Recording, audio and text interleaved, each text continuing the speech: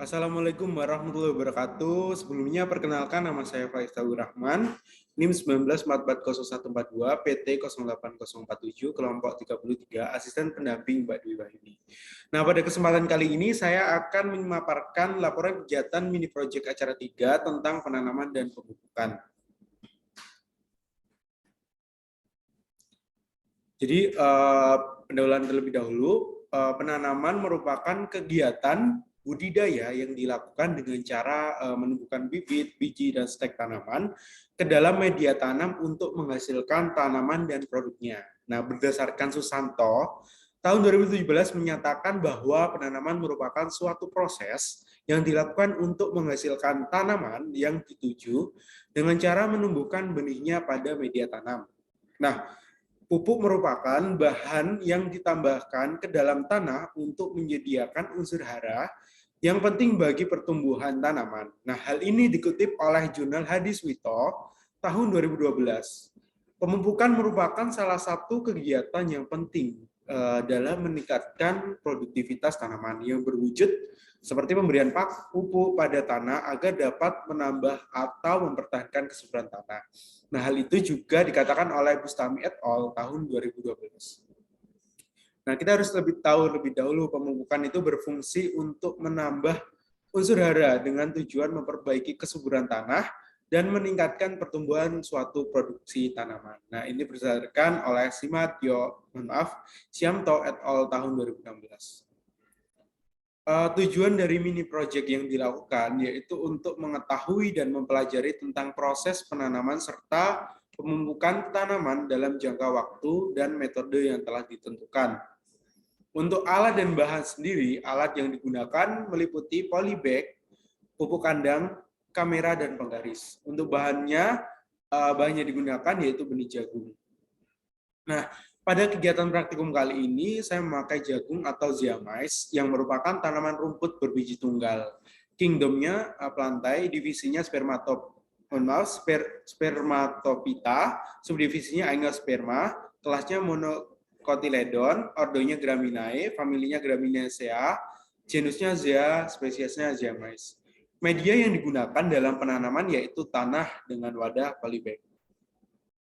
Oke, pada praktikum kali ini saya melakukan proses transplantasi yang meliputi penyiapan media tanam serta penyiapan benih, lalu dimasukkan 2 benih untuk setiap polybag yang digunakan. Nah, proses pemeliharaan meliputi pengairan dan penyiangan. Pengairan yang dilakukan pada minggu pertama yaitu 2 kali sehari, sedangkan pada minggu selanjutnya dilakukan sehari sekali.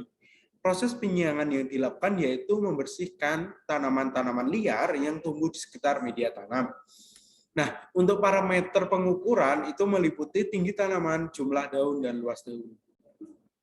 Jadi pemupukan ini dilakukan dengan metode yang namanya top dress placement, yaitu menggunakan pupuk kandang dengan parameter perbedaan dosis yang diberikan. Nah, pemanenan juga dilakukan pada minggu terakhir. Nah, jagung ini memiliki akar serabut. Baik, berikut hasil dan pembahasannya. Untuk tabel pertama merupakan pertumbuhan tanaman ziamais pada perlakuan dosis pemupukan yang berbeda-beda. Nah, seperti pada tabel berikut, itu ada minggu ke-1, 2, 3, 4 dengan perlakuan yang berbeda, pupuk kandang 20 gram, 40 gram, dan seterusnya. Tinggi tanaman juga bisa dilihat terjadi perbedaan yang signifikan ketika pada minggu-minggu berikutnya, baik jumlah daun maupun luas daun. Kita memasuki ke pembahasan hasil. Nah, pada tinggi tanaman dari perlakuan pemberian pupuk kandang 20 gram lebih rendah dari perlakuan pemberian pupuk kandang 40 gram. Jumlah daun yang dimiliki oleh perlakuan pemberian pupuk kandang 20 gram sama jumlahnya dengan perlakuan pemberian pupuk kandang 40 gram. Luas daun dari perlakuan pemberian pupuk kandang 20 gram lebih kecil jika dibandingkan dengan perlakuan pemberian pupuk kandang 40 gram. Nah, jenis pupuk yang digunakan yaitu pupuk kandang. Nah, pupuk diberikan dengan metode seperti yang saya katakan di sebelumnya, yaitu metode top dress, yaitu pupuk disebar pada permukaan tanah di sekitar tanaman jagung dalam polybag. Setelah seminggu kemudian tanaman tersebut diberi pupuk dengan cara menaburkan di sekitar tanah yang ditanami jagung. Nah, berdasarkan Pristianingsi et al. Tahun 2015 menyatakan bahwa kandungan nutrien pada pupuk urea terdiri dari unsur hara makro berupa nitrogen yang kandungannya 40% dengan unsur tambahan lain yaitu moisture 0,5% dan kandungan biuret 1%. Pembahasan pemupukan. Nah, berdasarkan Kusuma tahun 2012 menyatakan bahwa kandungan nutrien unsur hara makro pupuk organik pada umumnya yaitu N, P, dan K.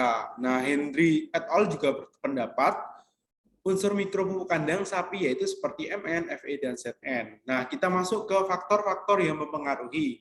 Faktor-faktor yang mempengaruhi produktivitas tanaman rumput, maksud kami tanaman jagung, yaitu faktor lingkungan, air, cahaya, dan unsur hara.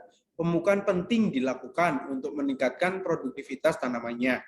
Nah, Nurhayu dan Sainab 2019 menyatakan bahwa faktor pertumbuhan dan produktivitas tanaman antara lain adalah unsur hara, air, intensitas cahaya matahari, dan lingkungan.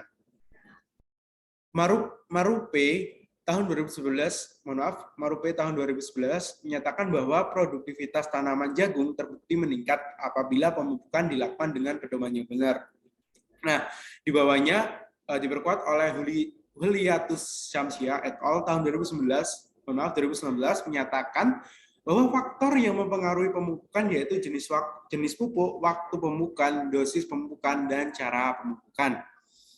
Oke, kita masuk ke kesimpulan pada mini project kali ini. Berdasarkan mini project acara penanaman dan pemupukan, dapat disimpulkan bahwa pemupukan itu berfungsi untuk menggemburkan lapisan tanah permukaan, meningkatkan populasi jasad tanah, mempertinggi daya serap dan daya simpan air yang secara keseluruhan akan meningkatkan kesuburan tanah.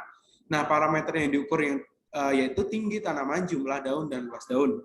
Faktor-faktor yang dapat mempengaruhi produktivitas tanaman, salah satunya yaitu kesuburan tanah yang dapat ditingkatkan dengan pemupukan. Nah, ini merupakan acuan saya dalam mengerjakan laporan mini project, yaitu daftar pustakanya.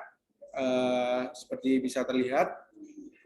Baik, ini lampiran yang saya gunakan untuk menentukan dosis dari pemupukan penanaman jagung. Nah, berikut merupakan footage video kegiatan mini project saya.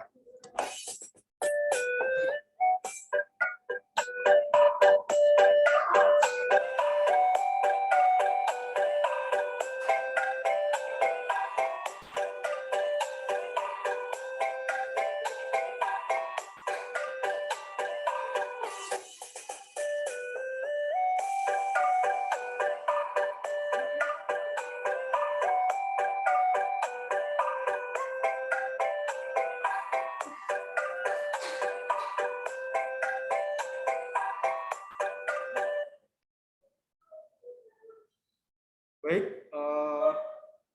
sekian video presentasi tentang mini project dari saya.